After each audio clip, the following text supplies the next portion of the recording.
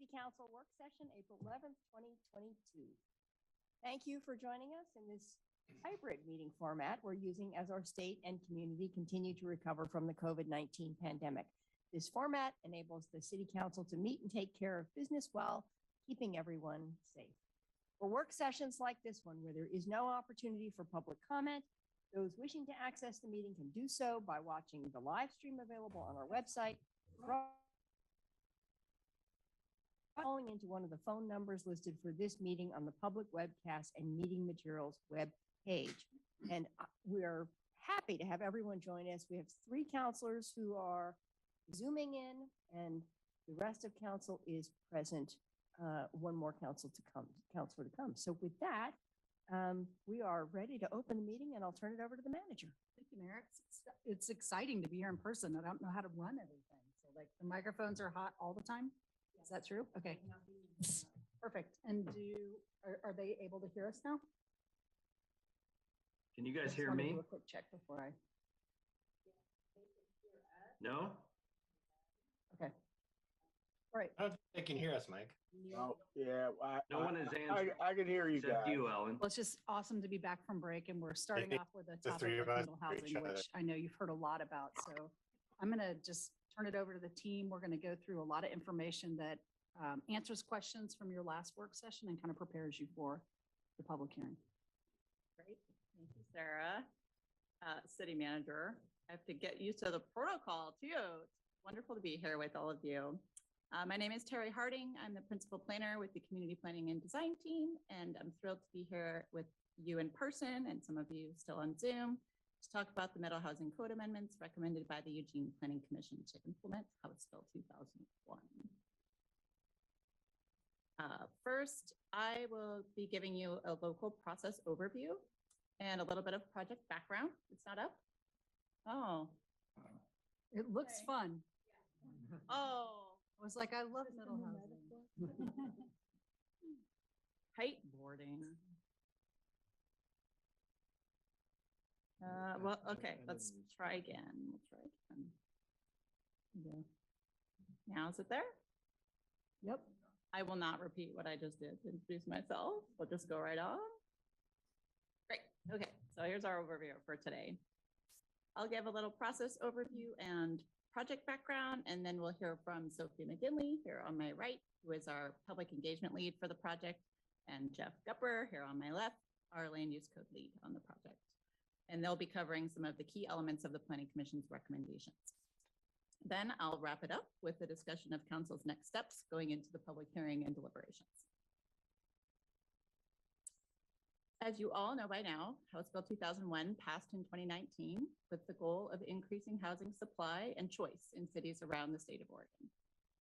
Middle housing in Oregon is defined as duplexes, which are 2 units, triplexes, which are 3, fourplexes, which are 4, cottage clusters, which are small homes grouped around open space, and townhomes, which are attached homes on separate lots. By June 30th of 2022, cities with over 25,000 residents must update their zoning to allow middle housing in all residential areas that allow single-family homes.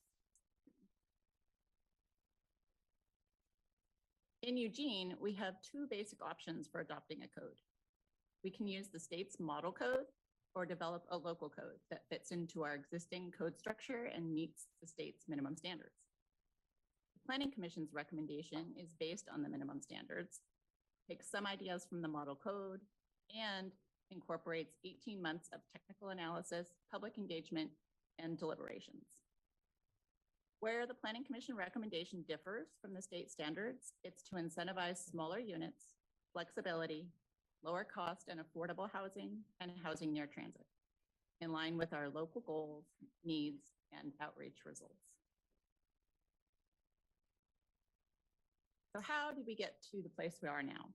I'd like to just take one moment to revisit the origins of this work.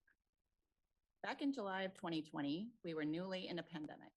Most office workers, including the whole planning team, were working from home, and racial justice protests were making news across the globe. This was the context in which we were bringing you a public involvement plan for the Middle Housing Project. The zoning reform work intersects with the issues of equity, inclusion, and social justice in a foundational way.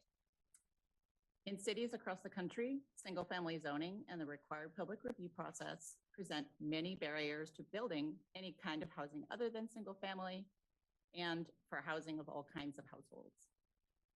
House Bill 2001 was introduced to tackle one aspect of the housing crisis in Oregon, allowing more and more diverse types of housing by right across the state. Since your July 2020 work session, the project team has worked hard to fulfill the goals of the public involvement plan focused on equity and inclusion.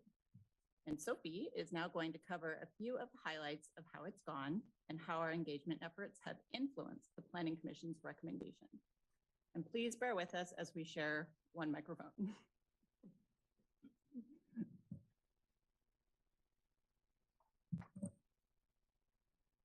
Okay, just going to do a sound check.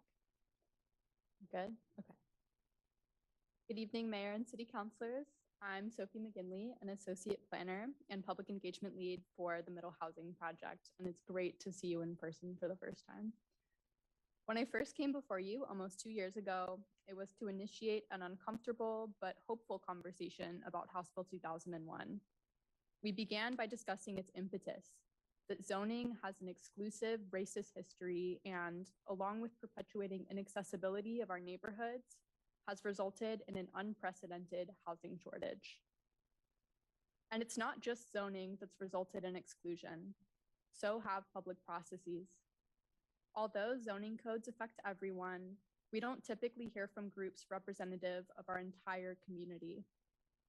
Underrepresented voices include Black, Indigenous, and other people of color, people who rent their homes, young people, students, and some wards and neighborhoods.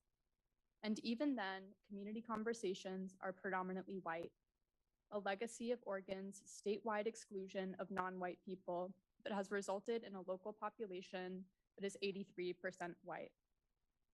So, to begin the work of redress, we committed to an engagement process that not only focused on raising voices for who we involved, but also how community members were involved. And since 2020, you've heard quite a lot about the who's. So tonight, I'd like to focus on the how and the why. Amazingly, as nerdy and jargon-loaded as planning staff can be, we did not begin our outreach by talking about technical code components. Instead, we began our outreach by establishing background knowledge. This included staff presentations to roundtables, 5 Facebook Live events with local experts that linked zoning to things like social justice and climate change, and 20 presentations from experts around the state to the Healthy Democracy panel over 10 meetings. After that, we asked about the worst case scenarios and the best case scenarios of allowing more housing in more places. Then we asked questions about the project's triple bottom line, meaning we asked about social equity outcomes, environmental health outcomes, and economic prosperity outcomes. That initial input informed the creation of the project's 8 guiding values and principles. After establishing context that informed those values, project staff developed options referred to as allow, encourage, and incentivize for implementing the House bill and conducted outreach on those options. That outreach included meeting in a box activities for neighborhood associations, a virtual survey taken by 741 Eugenians in both English and Spanish, and input from the Local Partners Roundtable, Boards and Commissions Roundtable, Equity Roundtable, the Healthy Democracy Panel, and a local developers and architects focus group. Then, after establishing context, hearing about desired and undesired outcomes, and asking how the community wanted to implement the law, we got technical. Staff then wrote code that responded to that engagement and was then reviewed and adjusted by the Planning Commission through their public hearing and deliberations process. All of that to say, the Planning Commission recommendation we're here to talk about tonight reflects strong, diverse, and meaningful outreach that occurred over the past 2 years. We tried a lot of new things, some like virtual engagement out of necessity in response to COVID. Others, like discussing zoning's harmful history and creating spaces and designing processes for underrepresented communities out of responsibility. The Planning Commission recommendation is based on feedbacks from folks familiar with our traditional and procedural public involvement. But because we designed the public involvement to elevate and engage new voices, it also comes from people you haven't heard from in the past who were engaged in new, more inclusive ways. Your support of this engagement process set new precedents, reached new Eugenians, and made planning more accessible to our entire community. It meant starting with identifying the what and the why so that the code could then answer the how. And with that, I'll hand it over to Jeff to talk about the technical pieces of the code and how it addresses what we heard from the community engagement process.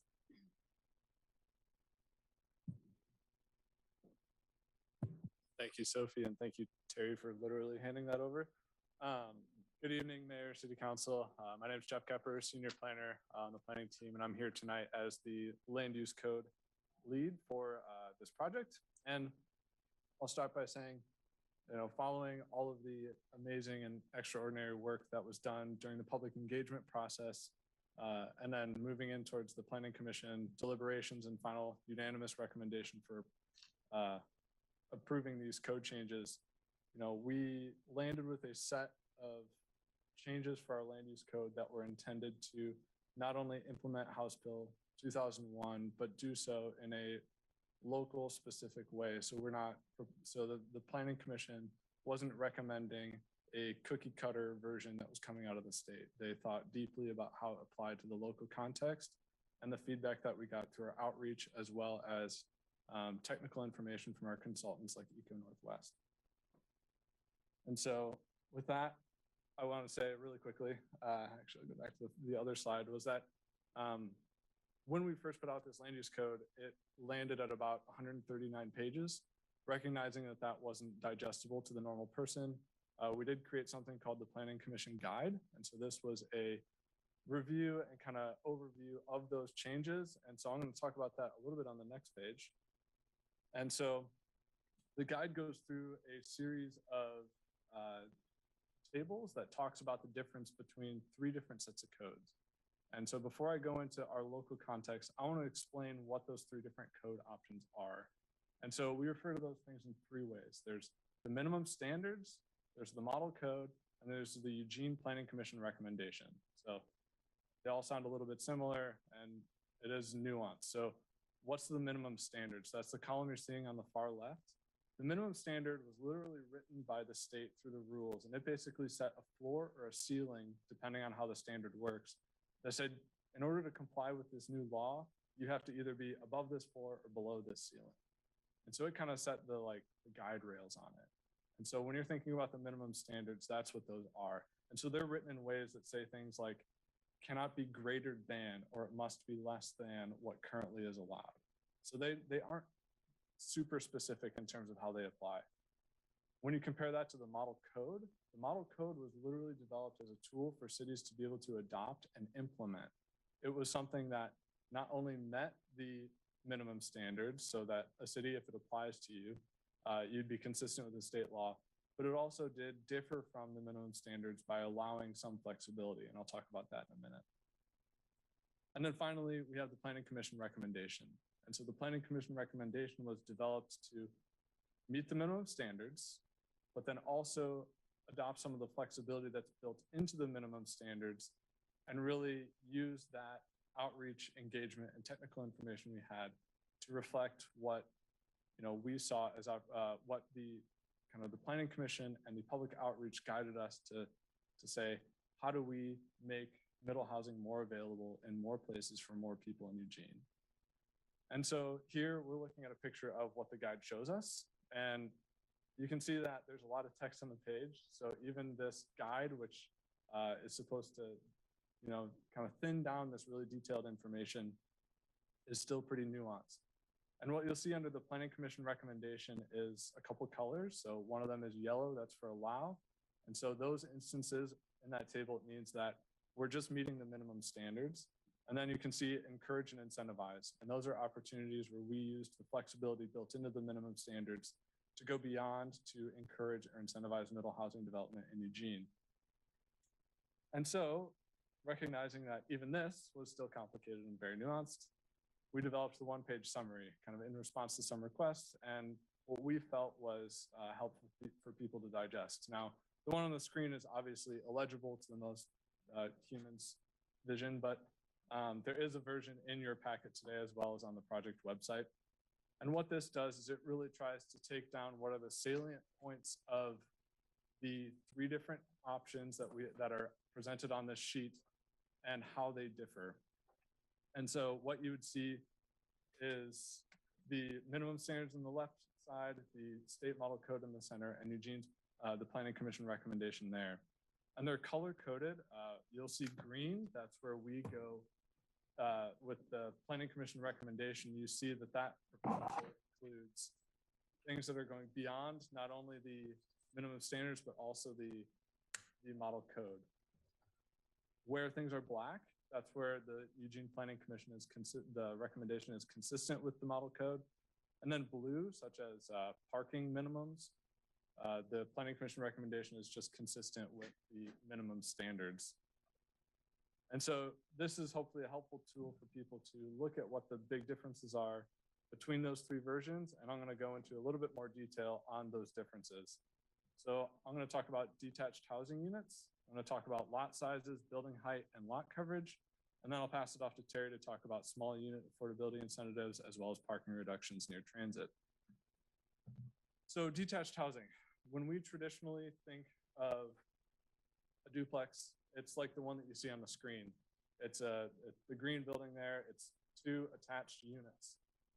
However, earlier when I talked about that, the way that the minimum standards are written, they're intended to offer you options and flexibility, right? So it says that you can have either attached or detached middle housing. And so the model code, as well as the Eugene Planning Commission's recommendation, took the opportunity to offer detached middle housing. So what you're actually seeing in this picture, which isn't in Eugene, but it's just used as a good example, is actually a triplex. And that's because a triplex under the Planning Commission recommendation is defined as 3 units on a lot. That's in any configuration. So what you're seeing is 2 units that are connected and 1 unit that's separate. So the red building as well as the 2 here, those are that's a detached triplex. And so that could be 3 separate buildings. It could be 2 and what it really offers is a level of design flexibility that not only gives people options, but it also gives you flexibility to help where you might have an existing home on a lot and you have room for another dwelling in the back, but you don't want to connect it to the existing house.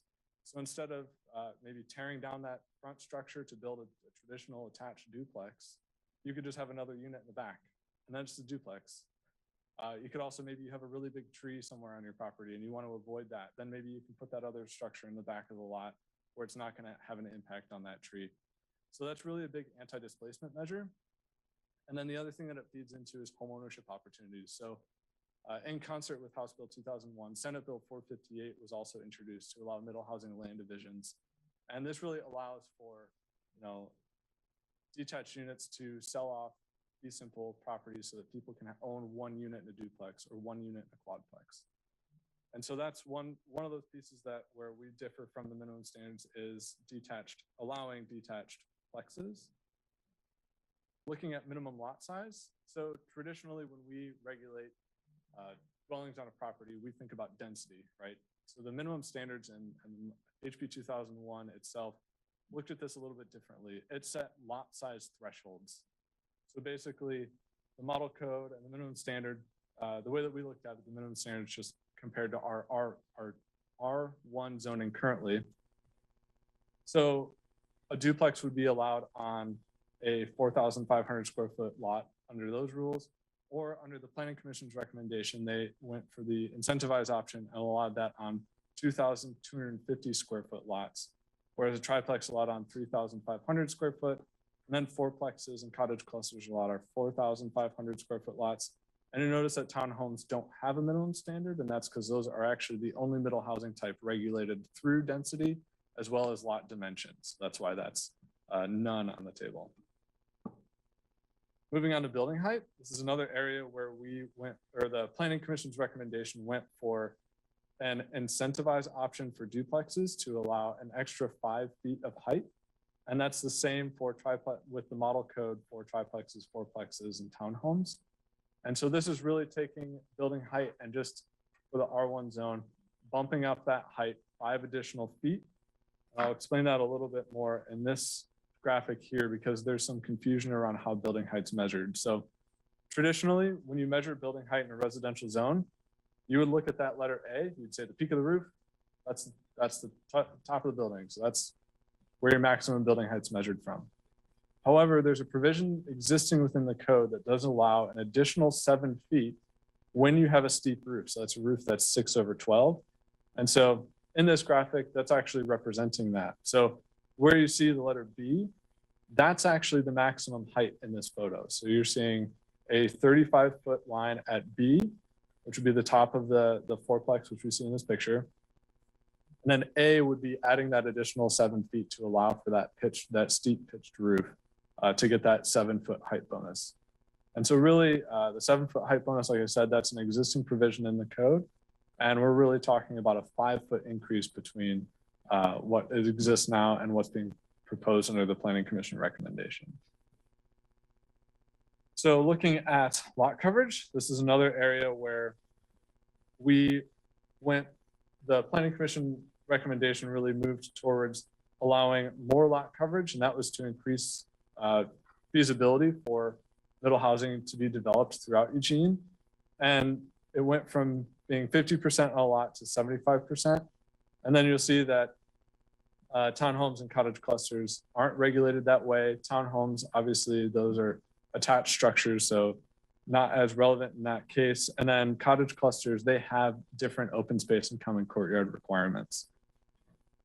So we're going to look at a massing model here. And so under A, you're seeing what the largest build out scenario is for a single family home.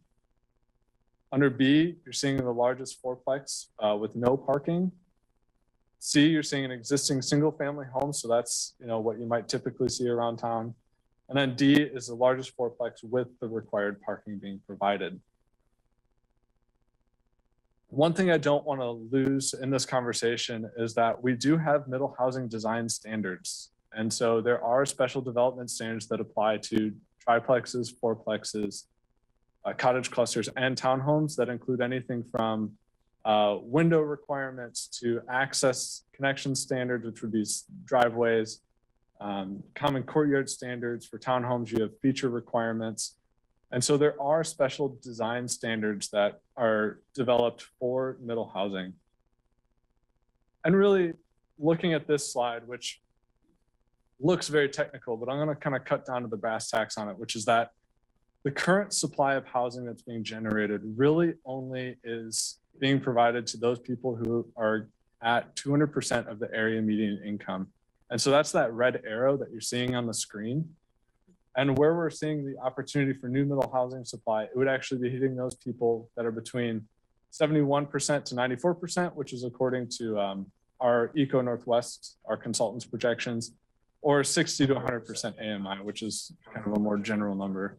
And really, the breakdown of all of these, the extra flexibility and the extra encouragement and incentivizing that's coming out of the Eugene Planning Commission's recommendation is really built into this process to offer and grab onto those chances we have to allow more middle housing in more places for more people around Eugene, which is directly tied to what we heard in our public involvement. It's directly tied to their careful consideration of those design standards, the way that we're going to be regulating middle housing to be consistent with House Bill 2001. And so lastly, I'll talk about this, which is that there's also a lot of things that still apply. We have our building code. All these structures still have to meet building code. We have a building setbacks. That's something that's not changing. So you have 5-foot interior yards, that's your side yard, rear yard setbacks. Those are staying the same. You also have your front yard setback, that's 10 feet, that's staying the same. You've got tree preservation standards. You've got solar setbacks, and then you've got site development standards like stormwater, floodplain, geotechnical and erosion control and things like that. And these things, they're going to be applied to middle housing the same way that they're applied to single family dwellings. And so we are not changing the way how those standards operate and how those standards regulate things. And so with that, I'm going to pass it off to Terry to talk about small unit and affordability incentives. Thank you, Jeff. Are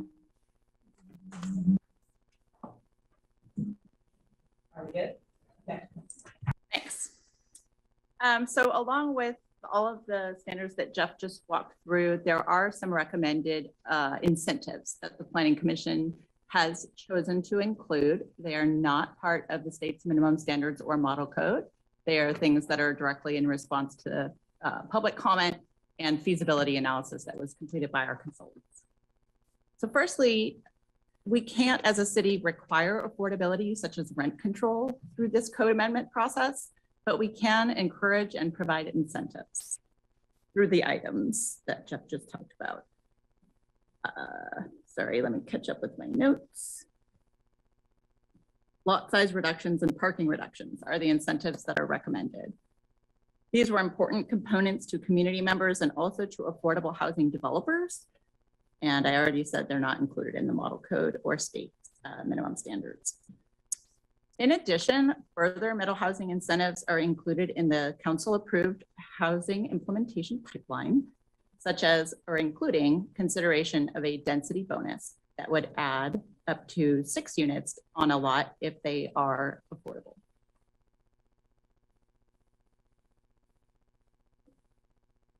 The other recommended incentive is to not require the development of parking on new middle housing developments if they are located within certain proximity of transit lines. So giving the property owners the choice to not provide parking near transit aligns with our compact development goals along key corridors, our climate action plan and transportation system plan goals, and can reduce costs and leave more of a site available for actual living space. The reasoning behind the boundaries is that research shows people are willing to walk a half mile to an MX line. So the Planning Commission recommends adding a no required off-street parking incentive for middle housing located within this buffer.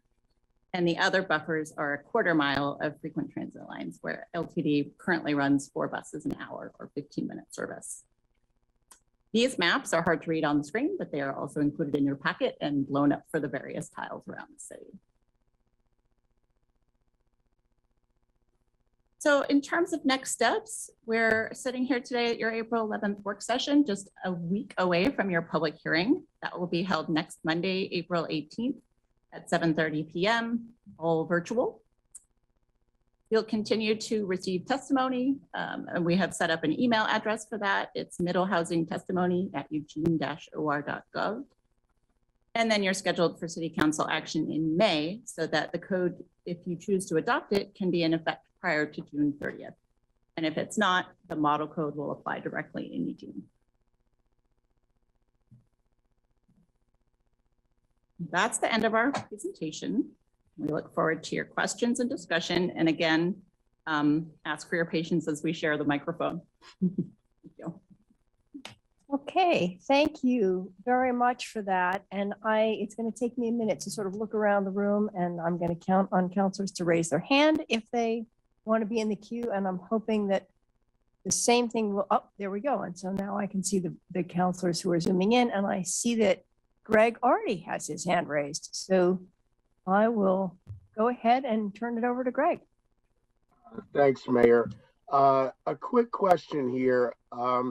As I was going through my packet this weekend. And we're not able to hear you yet, Greg. So. Okay. My microphone is on. I can hear you, Greg. You can hear it. Okay. There we go. Well, Alan can now we hear got me. you. Yeah, Okay, now we got got you. me now. Okay. Have you had a chance to staff had a chance to look at or look over any proposals from the Neighborhood Leaders Council in regards to this issue? I'm just looking at a letter I received over the weekend in my packet. and their request for council to take some more time to look at what is being proposed tonight. And I don't know if they have an alternative proposal or they have specific commentary on this proposal, but can you maybe fill us in on what the issues and concerns of the neighborhood leaders council is? Thank you for the question. First, I want to say that we're focusing intentionally on the city proposal that's on the table. There's one proposal on the table that's been recommended by the City Planning Commission. And there's a lot of testimony coming in from all sorts of folks. At your last work session, there was a request to have DLCD look at a piece of testimony, and we were provided DLCD's response to that in your packet. And that's where it stands. I will also add that any of the concerns or suggestions that are brought up in public testimony, the council is able to make those changes or direct staff and eventually vote on anything within the ordinance that's on the table. So if you need more detail about that, I would invite Lauren if you have any clarifications to provide, but that's kind of where it is. You're gonna have to share another microphone. Thank you, Councilor Groves. I don't have any clarification to provide, but I will stay here just because I think other questions might come up. I'm gonna grab Mike.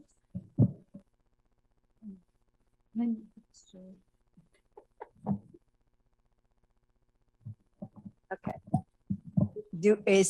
Are there other counselors ready to make a comment or question? Emily, go for it. Just have a series of sort of random questions. I'm wondering, as I wrote to Terry, what the differences are between the staff and the Planning Commission's recommendations.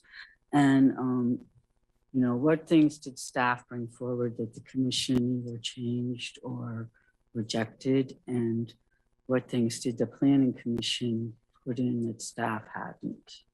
Are there differences? Mm-hmm. Yes, and thank you for the question. So as we described through kind of the whole presentation, it's been an iterative process of responding to rules written by the state and then gathering public comment and technical analysis. So there was an early draft that staff produced, but that was informed by 10 months of community engagement and Planning Commission input because they had received presentations on the project and approved our public involvement plan. So that first draft was sent up to the state in September of 2021. And after that notice was provided to DLCD, the Planning Commission went through their whole process of public hearing, responding, tweaking several versions. We're now on version 4 of the code. So there definitely are changes, and it would take a while to enumerate all of them, but I think if you'd like to, Jeff, summarize some of the things that have changed since the first draft, that could be helpful. We did include that in your AIS. There's a small description of things that have changed since the Planning Commission's recommendation. And then in every AIS, actually, since the first draft, we tried to keep careful track of changes and the rationale behind each of them. Add to that.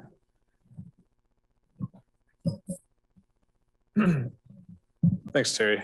Yeah, so just some of the key topics that we've seen change over time. Obviously, when we drafted the initial version of the code, we just wanted to make sure that we could ensure that we met the minimum standards and then also incorporate those things that came in from the technical feedback for how to encourage, incentivize, and provide that out to the public to get their feedback. So through the Planning Commission process, I would say some of the biggest changes that we saw get incorporated into it were changes to the development standards, making them more applicable to Eugene or providing some flexibility in those standards. And those would be those special standards that apply only to triplexes, fourplexes, and the like. The other change I would say would be that our planning commission identified several incentives that were not incorporated into the changes. Those things like the income qualified incentives, as well as some of the parking reductions. Those were things that were not initially brought forward, but through the planning commission process, we did get those incorporated into the code based on their feedback and some of the public calling out for ways to provide lower cost and more affordable housing. So it's just kind of a few highlights. It's sort of mixed up from both sides.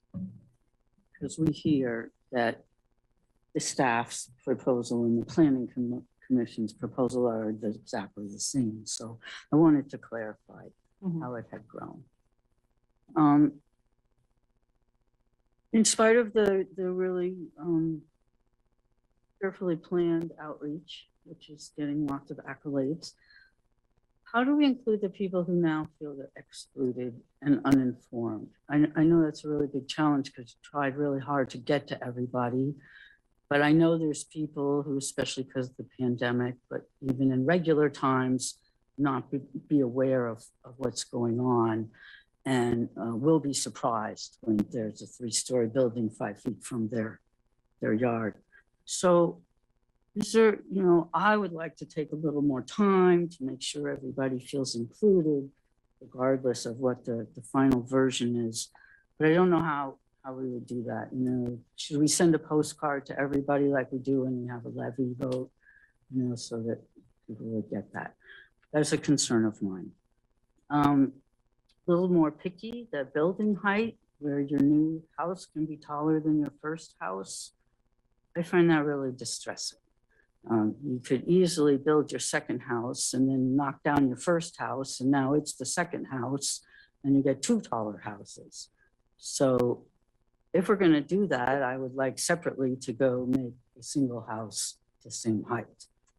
I'm also interested in the solar setback standards, which are the same as the single family. What are they, and how does this extra 5 feet affect them? Is that, I'm just a little over 5 feet, and I think code minimum is 7 feet for ceiling height. It's a difference.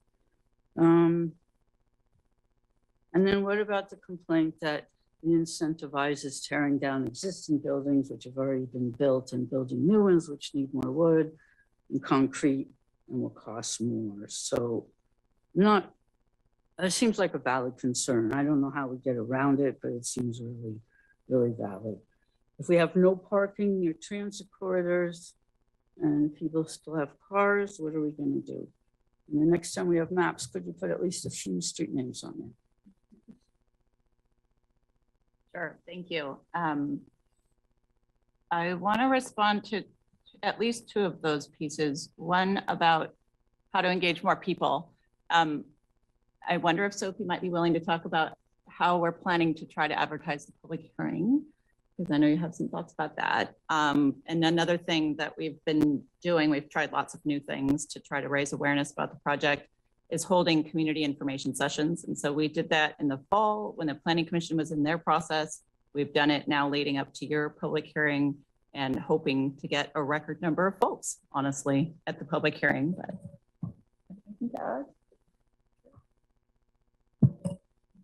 Thank you for your question, Councilor Semple.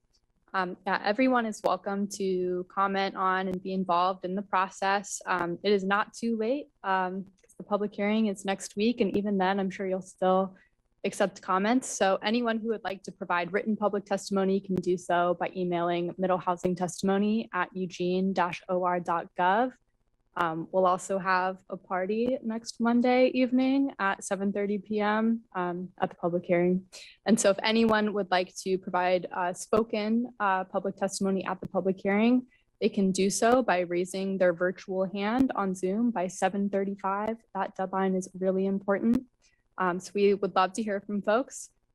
There's a ton of information on the webpage. We are regularly updating it.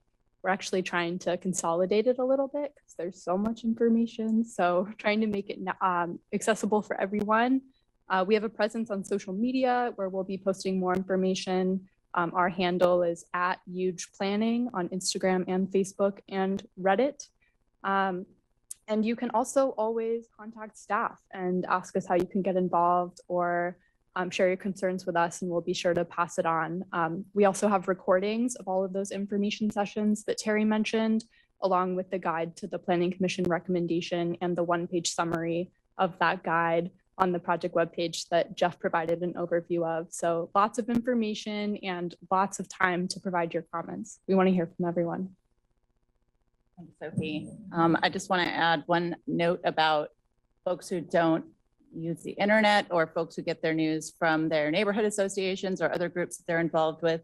We have been pushing information out to the neighborhood associations through the weekly bulletin, through offers to attend our information sessions. And recently we're invited to the Northeast Neighbors meeting on April 4th, and that one was recorded. It's hosted on their own website, but that's another place you can go to learn about the current Eugene Planning Commission recommendation and opportunities to add your voice during the council process. One more answer. I know, I'm sorry, I'm going on a little bit long. But on the issue of detached and the fear of teardowns, this is an issue that got a lot of interest over the course of the recommendation. And we've actually heard the opposite from our consultants and from our developers and architects focus group, that by allowing plexes, duplexes, triplexes, and fourplexes to be detached, that will actually lead to fewer teardowns and more flexibility for folks to add units onto an existing site. And so if that were not to be allowed, there would be more of an incentive to remove an existing building completely, is what we've been hearing. Anything else? Solar? Yeah. I can answer really quickly on solar. So thank you again for your question, Counselor. The solar setbacks and those standards that apply to those structures apply to the building regardless of their height. So it essentially, what it does is it provides a setback based on the shadow that will be cast based on the height of the structure. So inherently through that, the height will be limited so that it doesn't shade so much of a yard. There's a special calculation that's incorporated into the code currently that would just also be applied to middle housing.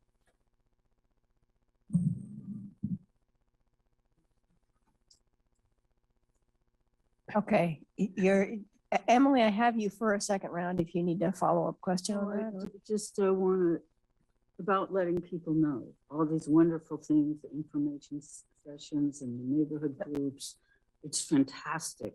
But I know there's a lot of people who don't go online, don't go to neighborhood groups. And yes, we all have a duty to inform ourselves, but a lot of people don't do that. I'm especially thinking of seniors who often don't go online as much because they didn't grow up with it, but they tend to own property. And they could be really surprised if all of a sudden they don't have the privacy they used to, and might think that their property values were affected. So it would mean a lot to me if somehow we could tell more people what's happening. And I guess they can all comment in a week, but if they don't know about it in the next week, they're not going to comment. And then when it happens, oh boy, will they comment. Okay, thank you. Next up is Mike and then Randy. First of all, could you hear me? Yep. Excellent. That wasn't true a couple minutes ago, so thank you to staff who've been working on that. First of all, thank you to Terry. The graph showing the impacts of minimum standards, model code, and recommendations from Planning Commission. I think that was an exceptionally helpful document for me. And so I just want to say thank you for providing us with that and doing that extra work. That was really helpful.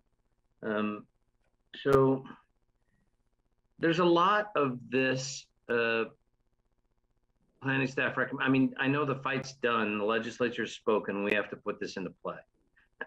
And I'm not that moved by a bunch of the pieces of this, but there's one piece that to me seems just kind of ridiculous and inane, and that's the extra measures that we're willing to go to remove recommendation of necessity for on-site parking. I think with a lot of those pieces, what we're doing is just piling our streets full of cars. We're going to end up with people doing on-street parking at a level that will disrupt neighborhoods at the very least, but be a real reason for neighborhood conflict at the most. So I guess my question is for Sarah. Around the University of Oregon in Ward 3, Alan's very experienced at this. There are issues around neighborhood on-street parking with regard to when Matthew Knight has an event and, you know, when there are other things happening at the university, and there's an awful lot of density there. And I know how hard he worked to try and work out a system whereby people have permits to be able to park on the street in places and at times. So my question is this: if we continue on this path, will more of Eugene be in a situation like Ward 3, where we may even get to the point where someone needs a parking permit to park in front of their own house? Is that possible if we're going to continue on this road of not requiring on-site parking especially for triplexes and fourplexes? I'd just love to hear some comment on that as to what people can expect will be the result in more dense areas, especially around downtown. Have we modeled that by chance? We did ask our consultants very early on for what parts of the code would incentivize and make housing lower cost. And one of the areas they identified early on was removing parking requirements. So that's why it is suggested as an incentive. But I just want to make sure that it's clear that the Planning Commission's recommendation is to follow the minimum standards for regular parking. If you're not qualifying for an incentive, your transit, there is parking required. So I just want to make sure that that's clear. Yeah. So I do think though that, you know, that those permit systems that have been put in place around the university, and there's some other places, have been a response to what we have seen with Right. I can't tell which side the camera's on. Is it this side? Your left, Sarah. Am I looking at you now or am I looking at you now? Your left, Sarah. Now, Now you are. God, Can you it's so- hear me at all? No? Yes? All right. So, I mean, we'll be monitoring that in neighborhoods constantly, just like we are in West Eugene. And if there's areas where we think a neighborhood would be best served by some system like that, it's always just a staff resource capacity issue. So I think that's something we have to address over time if we end up doing this near the transit corridors. What do you think the likelihood is that we're creating that problem with some of these parts of not requiring on-site parking? Yeah, you know, I don't actually know what the impact will be for sure. The Matthew Knight Arena is a little different because we knew Sure. we were going to have very large crowds in there at very distinct times. I would like to think that, you know, that if people are wanting to live in middle housing and they're choosing to do that a quarter mile from transit, that they might not have as many cars. I think that's a fair assumption, but I do think we will see some impacts on the street if there's no parking. I mean, I don't think That's accurate. it's a fair assumption that most people will do without a car.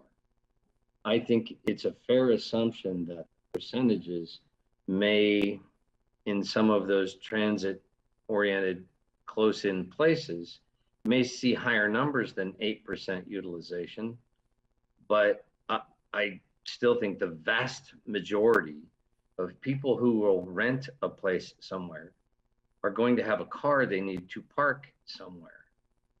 And I don't know that, I mean, I question whether or not we're planning intelligently for what reality will provide, and whether or not we're just writing a prescription for conflict that we'll have to solve later. And I'd love to have more information to be better informed on those questions. So staff should feel free to help me understand where the wisdom lies here. So thank you. Hey, thank you. Randy and then Matt. Thank you, Mayor, and thank you, Terry, Jeff, and Sophie. It was a good presentation. I really appreciate the packet and the information that came out. I think these are good tools to help us better understand what I think is a pretty complex issue. My first line of questioning is around height, which has been something I've been concerned about from the beginning. I still don't understand the solar setbacks, but maybe I can get some help with that later. But the height, looking at a 35-foot height limit with a 7-foot pitch for a 612 pitch roof. 612 pitch roof is a pretty steep roof. It seems like we should be able to get by with less than that, number one. Number two, if we were to ratchet this back to say a 30-foot height limit, would we still have that 7-foot for pitch? So that would make it a 37-foot height, again with a 612 pitch. Is that correct? That's correct. Okay. So if we were to drop that pitch a little bit, what would that do? I'd still be able to shed rain. Well, you can still build a house with a variety of different pitches. You could build a flat roof, but you only get that 7 extra feet if you have the steep roof that meets the 612. Okay, I'm just trying to look at what we can do to drop the height some. I mean, I understand we need housing. I understand this is the law that we need to adopt. I'm not trying to get in the way of that, but I also do worry about the effects on neighborhoods and trying to find that balancing point between creating more housing, but also maintaining the fabric of our neighborhoods. I'm going to need to think about that one some more. The other issue, I agree on the parking piece. I think we're just going to be stacking up and moving the problem deeper into the neighborhoods. Personally, I don't think we should have a waiver on that closer to the transit lines. I do agree with Councilor Clark. I think most people do have personal vehicles, even as we try to electrify vehicles, they take up space too. That's something I'm going to need to give a little more consideration to. And then the last point I wanted to make, and I don't know as far as protocol how this works, but it seems like this is really a community impact issue. And I'm thinking about the public hearing. Public hearings, is that the same 90-minute time restriction that we have? Oh, it's not. Okay. I'd really like us to try and hear from as many people as we can, because again, this is a change, and it is a change that's going to affect people's lives on both ends. I mean, it's good from a standpoint of creating more housing, but I'm concerned also about the people that have been in their neighborhoods a long time and have been there for a reason.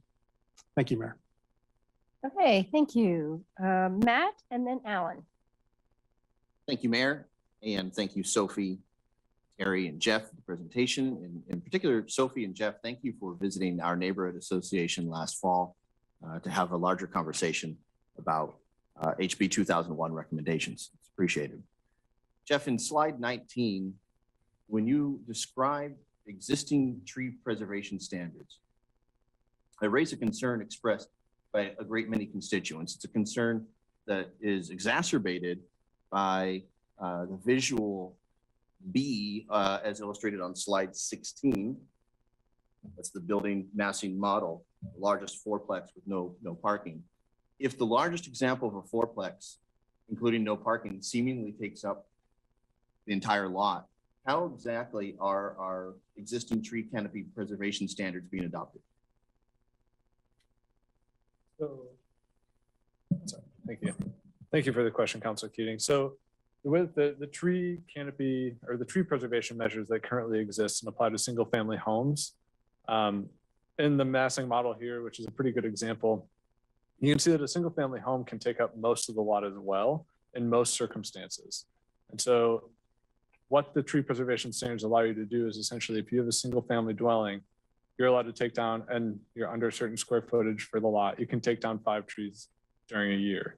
So that same rule would apply to middle housing as well.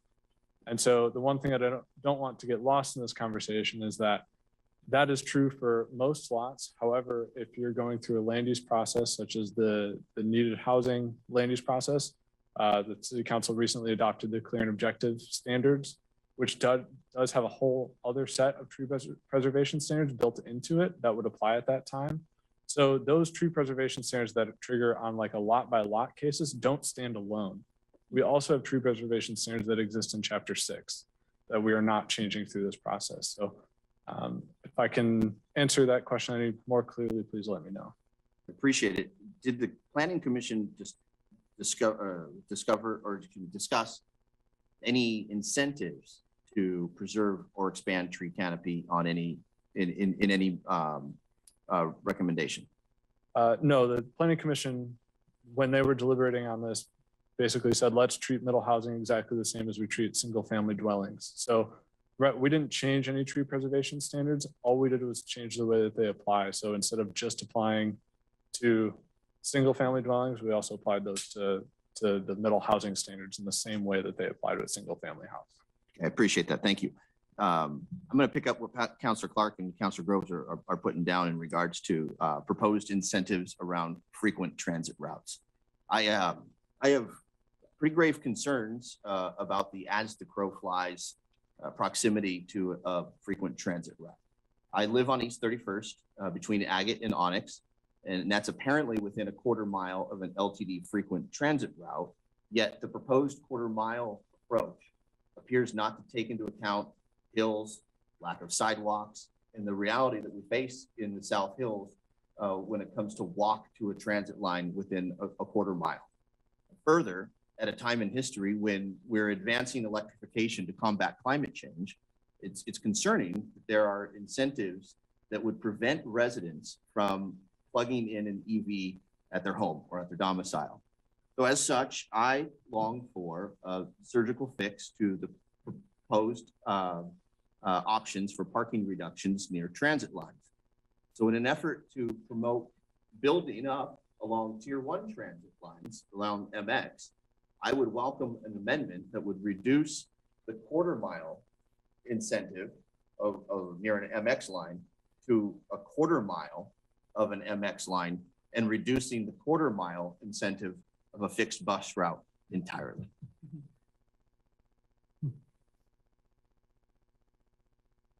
It's a fair comment. I do want to clarify that the parking incentive is a choice for a property owner, and maybe that's clear, but I just want to make that clear that you could still provide the parking if the demand were there and the developer chose to do it, but it wouldn't be a requirement. Thank you, Mayor. Thank you, Jeff. Okay, thank you. Alan and then Jennifer.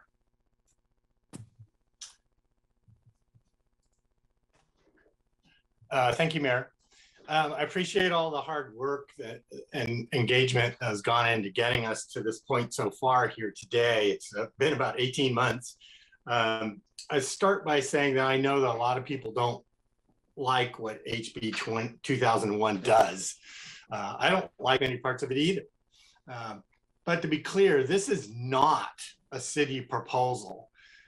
HB 2001 came from the legislature back in 2019. If it not for that legislature passing that law, I don't believe we'd be doing this here today. We don't have a choice as to whether or not we allow duplexes, triplexes, and quads in our single family neighborhoods. That's now the law. The legislature passed this law primarily to create more housing choices and secondarily create more affordable housing.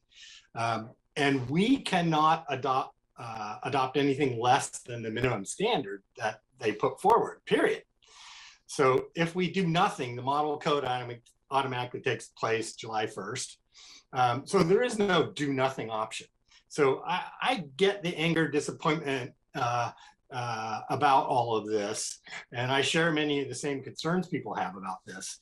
But just to be clear, this is not a city proposal.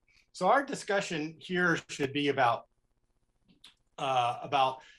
not about how much we don't like HB 2001 and its potential impacts on our neighborhoods, but the differences between the model code minimum standard and the Planning Commission's recommendation. That's this discussion. So the Planning Commission recommended and incentives or encourages small structures, affordable housing, and being near transit with less parking. So I very much appreciated the summary tables on pages 19, 20, 21. They're very helpful. When you look at those, there's not a lot of difference between the two proposals. I've made my comments at many other meetings about what I think about 2001, so I won't go into that again here. My comments target the things that I recommend in the recommendation that I think we should change. as I mentioned before, primarily that's parking. And I'm also just looking at lot size and building height. But with regard to parking, my concern with HB 2001 was its cookie cutter approach. And we're doing exactly the same thing here with parking requirements near transit. Eliminating parking spaces in neighborhoods can have a big impact. It doesn't take more than 2 or 3 houses with cars on a street or a block that pushes everything onto the street that have a big impact on neighborhoods and livability. So the proposal is a 1/4 mile as the crow flies, right? And I'm gonna need another round, or can I keep going for a little bit, Mayor? No, I think you'll need to just take another round. So Okay. turn will come. Okay. Jennifer. Yeah, thanks, Mayor.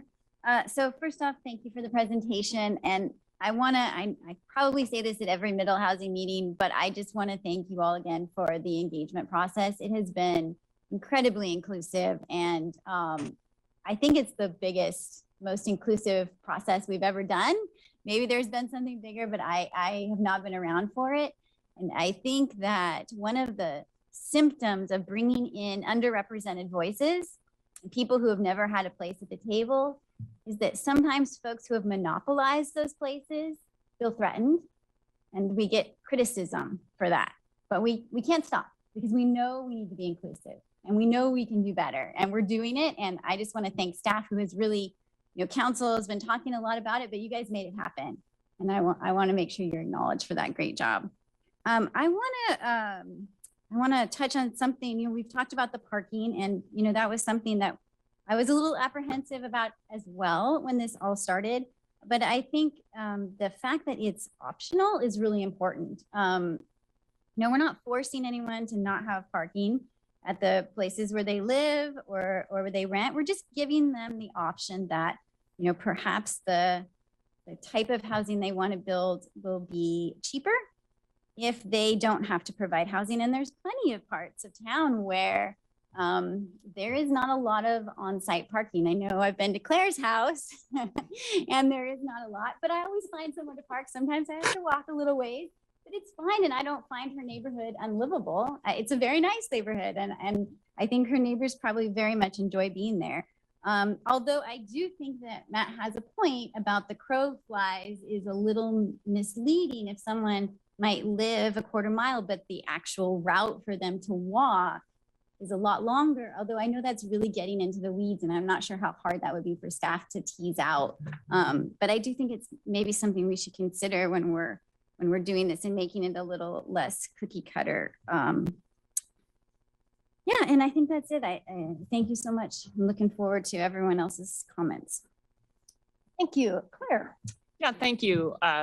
Thank you, Mayor. Apologies for being late. Thank you, staff, for the great work. I really want to echo the remarks Jennifer made about the amazing outreach and the inclusive nature of the engagement. I think we achieved a better product and a more thoughtful product because of that really hard work. I wanted to address the parking issue first and then circle back to that. So Terry, it was actually revealing to me for you to say people still could provide parking within a 1/4 mile or a 1/2 mile. It's not required. So it's an option that a developer would have, and it provides an incentive. Can you describe a little bit more what the incentive is? Sure. Well, we're using the word incentive as a word to describe something that would help something happen. So it can help middle housing happen by removing a potentially costly or space absorbing thing, being the parking, and allowing more of the site to be used to work around trees or existing buildings or provide more floor space on that lot. And so, yes, everything else you said was correct. Okay, so it's basically saying to the developer within this proposed corridor, you can build in this myriad of ways. You're not required to meet the parking requirements that you would outside of that corridor, and that might give you more flexibility to and perhaps build something more affordable, because building that parking slab and a parking garage adds cost. Correct. And I wanted to mention, Jeff reminded me, it's not just near transit, but the parking reduction incentive is also offered to income qualified housing. Great. So if it's Okay. offered to folks earning 80% or less of median income, 50% of the units are affordable. They also would have the option of providing or not the parking. Okay. So yeah, I mean, I appreciate Jennifer's referencing my neighborhood, which, you know, is parking challenge, and it's a great neighborhood. I love living there. I've lived there since 2002. But I also recognize there are other places where we have, you know, large scale apartment buildings where actually they've provided parking, but then they charge extra for people to access the parking. So I know we can't deal with that in this code. I think that is contributing to the problem, that if there was a way to say, no, you just have to put it in the base rent, and that might reduce some of the outflow onto neighborhood streets. And I think Councilor Keating has a good point about exactly what Councilor Ye elaborated on. Like, yeah, your house might be within a quarter mile, but you have to walk 2 miles this way and then another mile here to actually get to the transit route. So I think there's some space still to think about this parking requirement. So I look forward to the conversation around that.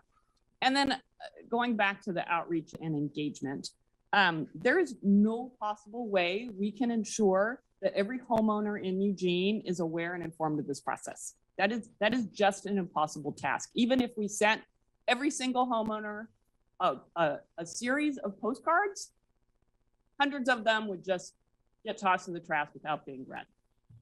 We could do outreach for the next 5 years and people would still be taken by surprise by these changes. So to say we need to extend the process until for that purpose, to me, is an effort to delay a decision. And I think we've done excellent outreach and we should move forward with our public hearing and a decision. Okay, thank you. I have, I don't know, am I cutting any of you off from making any comments? Okay.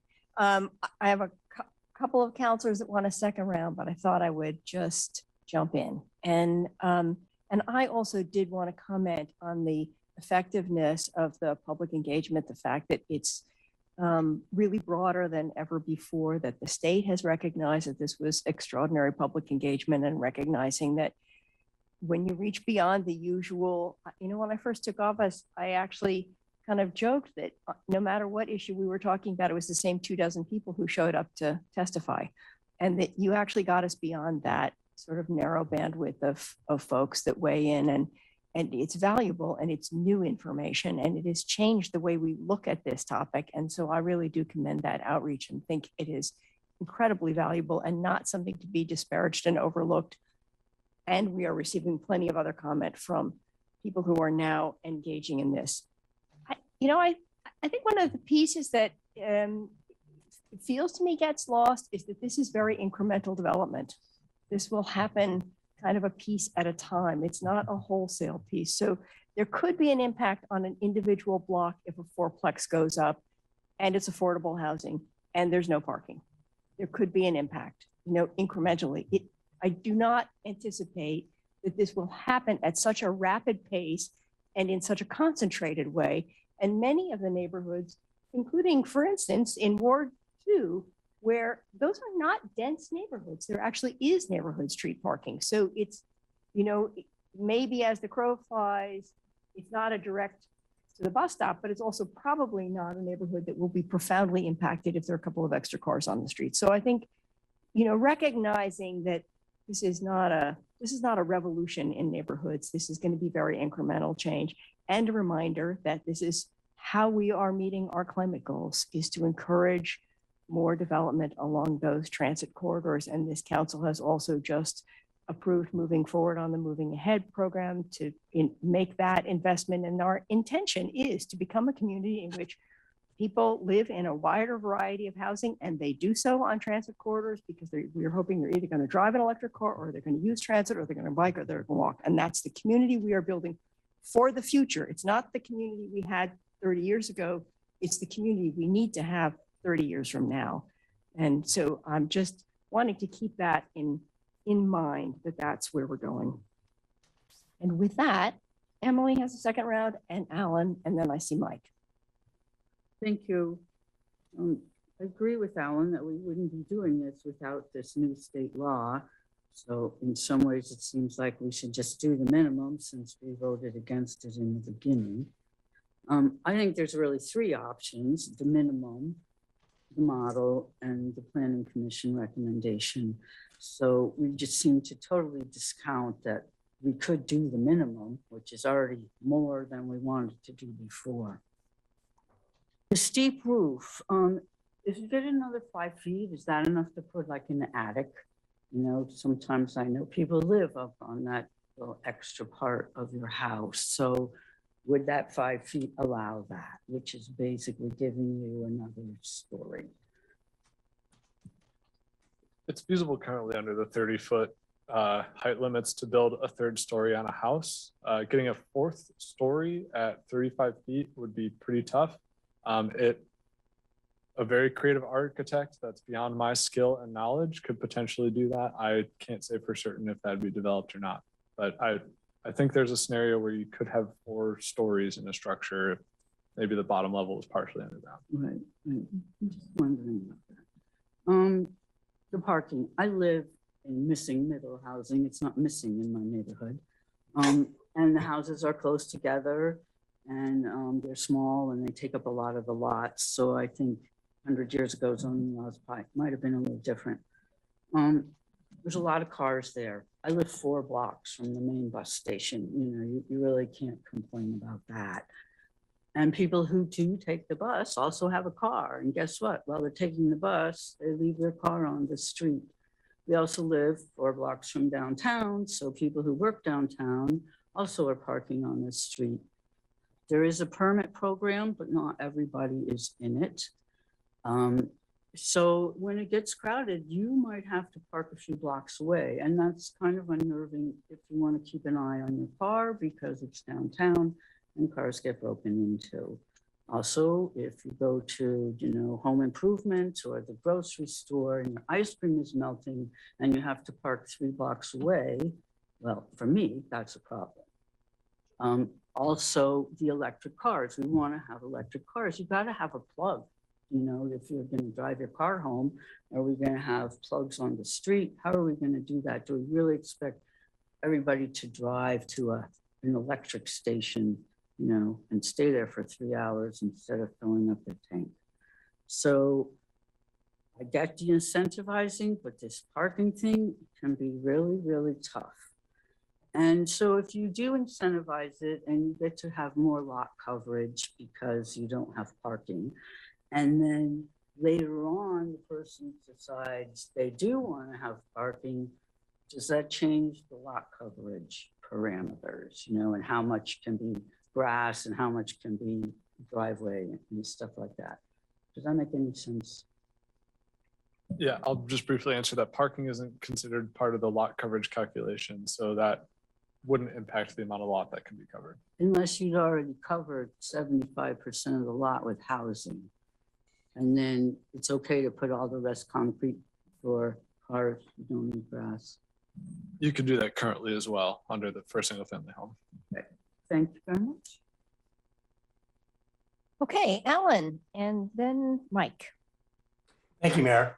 I'd like to throw out an alternative idea to the proposal that we currently have, which is a 1/4 mile as the crow flies for parking incentives.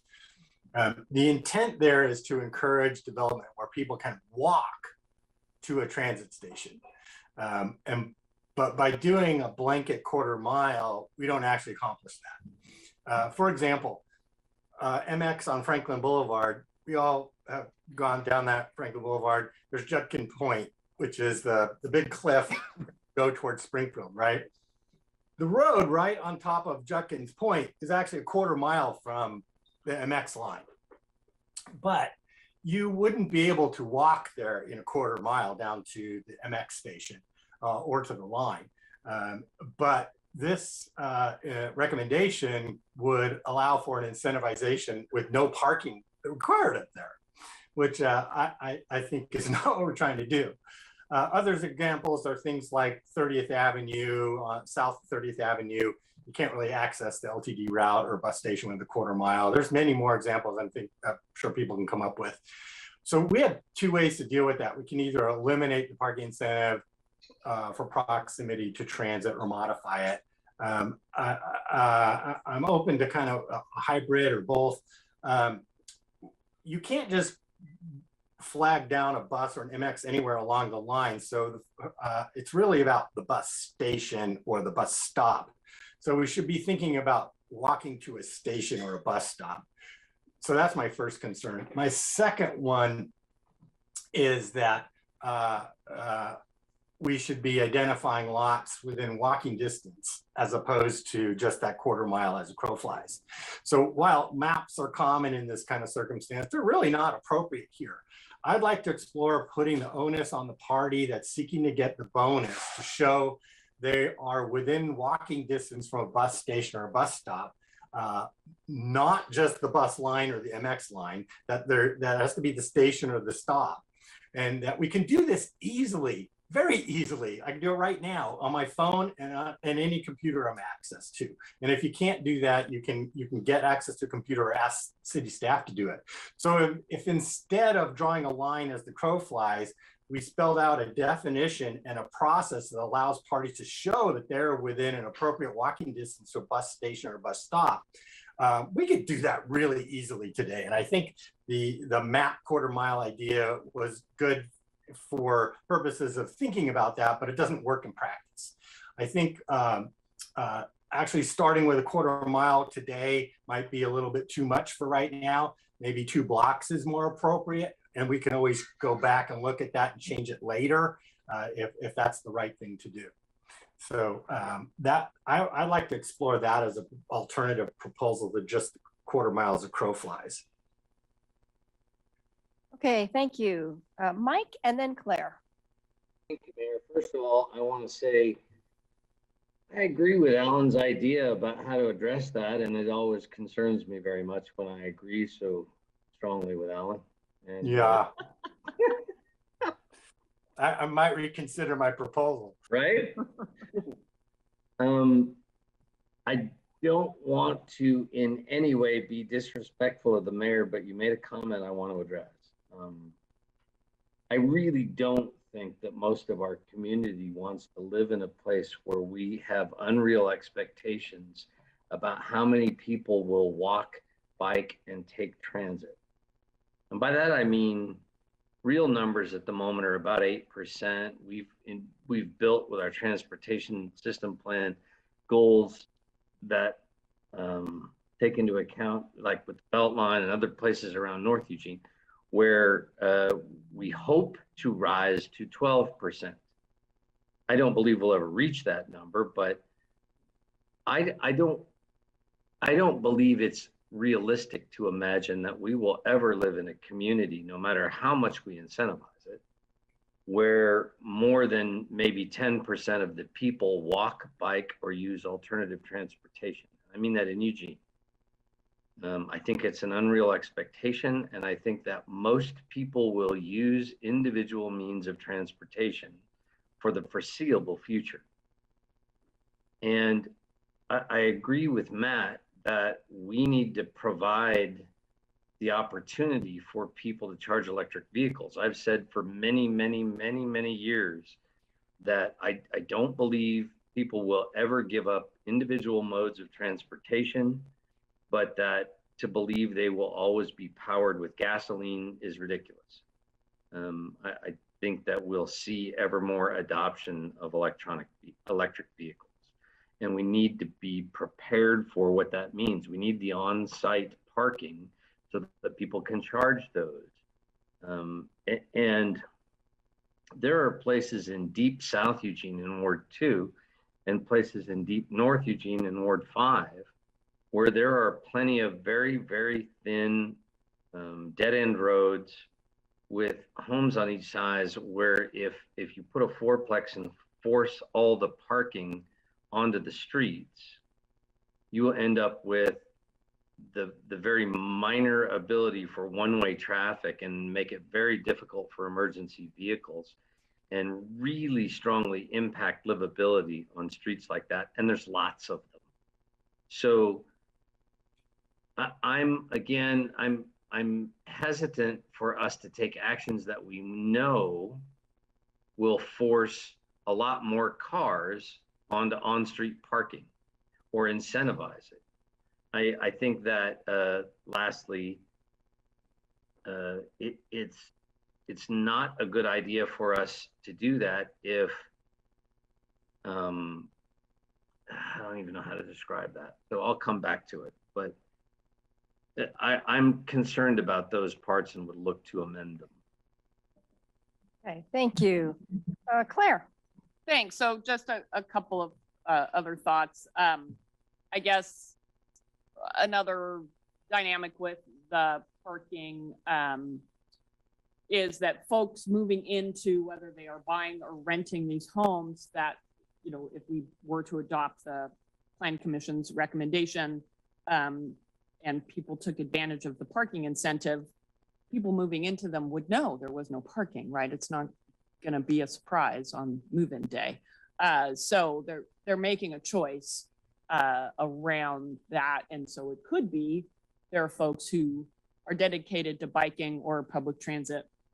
But I mean, I think it is important that we acknowledge we're not there yet, right? And so this is an awkward time we're in as a community and as a society as we work towards trying to get more people out of our cars and onto other modes of transit, but we're not quite there yet. So we're struggling with that.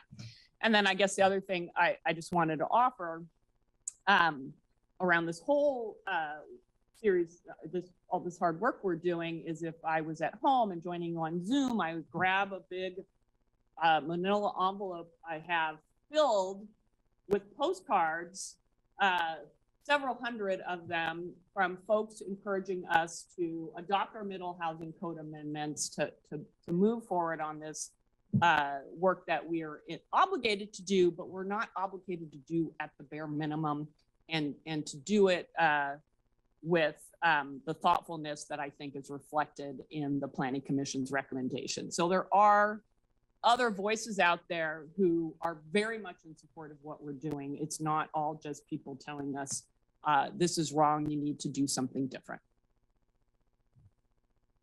Okay, thank you. Alan, is your hand is that a vestige or do you want another round? Okay, all right. I think, are there any other comments or questions anyone needs to say? We are 5 minutes. No, I actually do. Oh, you do have another comment. Okay. Sorry. Okay, go for it. Not a vestige. Thanks, Mayor. A big part of incentivizing transit is for greenhouse gas emission reductions and to a lesser degree congestion with cars. If we get zero emission vehicles, and they're cheaper than internal combustion vehicles, which I think is coming really soon, like 2025, 26. A big part of the reason for getting rid of cars goes away, the emissions. And I agree, we're not getting rid of cars anytime soon. So I think those parking spaces are important. With regard to solar access, I actually sat in the council chambers with the sun pinned to my shirt many years ago to get our solar energy access ordinance in place. But it's not relevant here. As far as I know, it applies regardless of HB 2001. Is that correct? That's correct. For single family homes. Sorry. Right. So, however, our existing solar access ordinance is pretty weak. And while we didn't have, when solar access wasn't very prevalent and it was expensive, that's no longer true. And I think we need to look at that again and strengthen our solar access ordinance.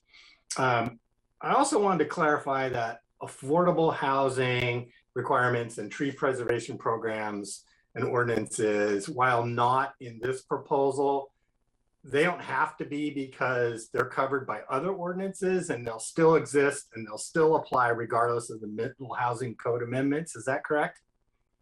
Correct. With regard to building height, my understanding is we've been able to build to 30 feet with a 37-foot peak roof for about 16 years. That's a long time. I believe you can actually build a 3-story house with a 37 peak roof.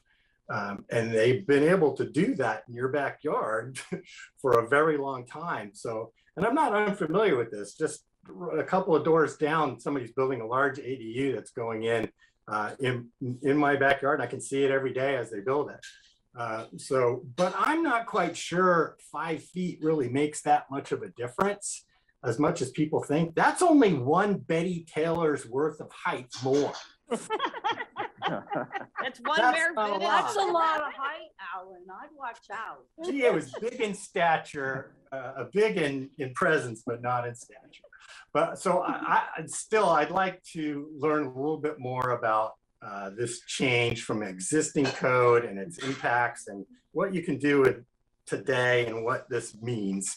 And when you look at the model code versus the recommendation, the only difference is in the duplexes, where all the model codes at 35 feet, the duplexes are 30 feet, and the recommendation has duplexes at 35 feet and all the rest at 35. So it's all the same except for duplexes. So I'm not sure this is that big of a deal, but I like to get more hands around it some more.